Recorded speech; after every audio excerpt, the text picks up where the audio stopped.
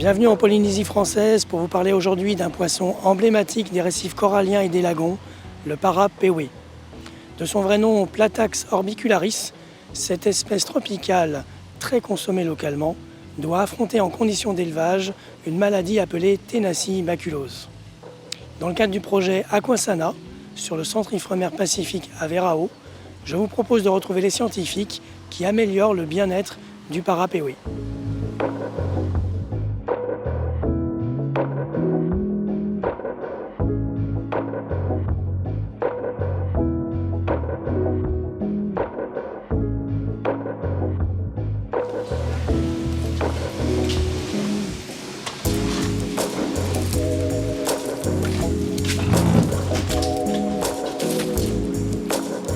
Yorana Denis.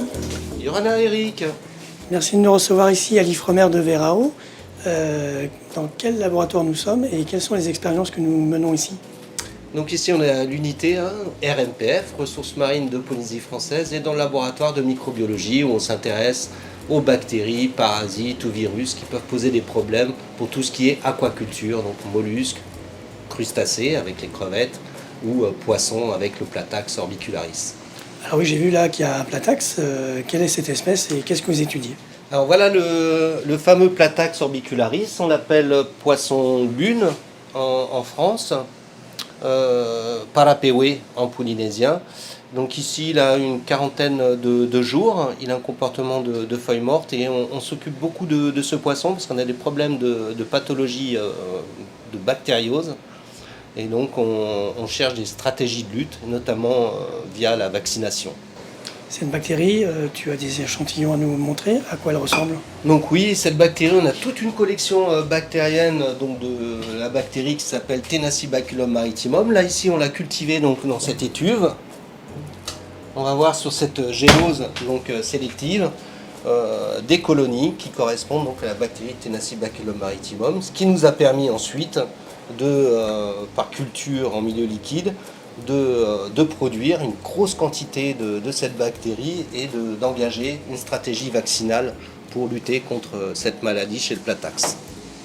Donc j'imagine ici que vous avez des stocks de juvéniles et que vous êtes en train de faire des études de vaccination? Oui, tout à fait. Donc on va y aller ensemble, mais on produit donc du Platax orbicularis. On maîtrise complètement la reproduction et on a toute une zone où on peut faire de l'élevage et tester ces approches vaccinales. Donc si tu veux bien me suivre, on peut y aller.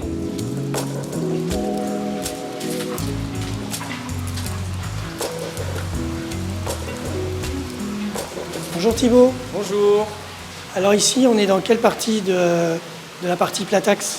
Alors ici, on est dans la salle qui va nous être utile pour tout ce qui est infection expérimentale sur les poissons. Du coup, c'est une salle qui va comporter 18 bacs de 250 litres avec divers circuits d'eau. Dans les bacs, en fait, on a des poissons qui font à peu près 3 grammes et qui ont déjà subi une première vaccination par balnéation et qui sont en stabilisation depuis un peu moins de 2 semaines et qui attendent pour une partie de la salle d'être rappelés en fait, donc une deuxième stimulation par balnéation. Donc là en fait ils sont en train de stabiler. Ensuite on va pouvoir aussi regarder et comparer avec le premier cycle d'essai vaccinal qu'on a fait l'année dernière qui nous a donné des résultats très encourageants avec des survies 3 fois supérieures sur certains lots.